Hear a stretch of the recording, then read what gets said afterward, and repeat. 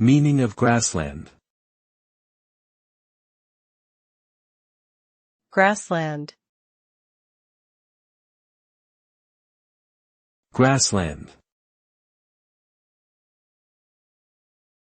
Grassland. Grassland.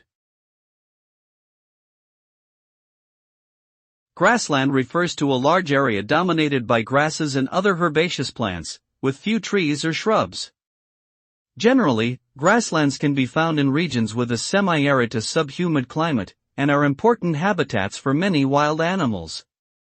Grasslands also provide important ecosystem services, such as carbon sequestration, nutrient cycling and soil erosion control.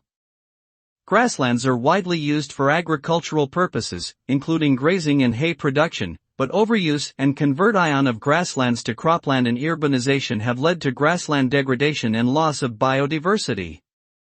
Therefore, conservation and sustainable management of grasslands are crucial to ensure their ecological and socioeconomic benefits.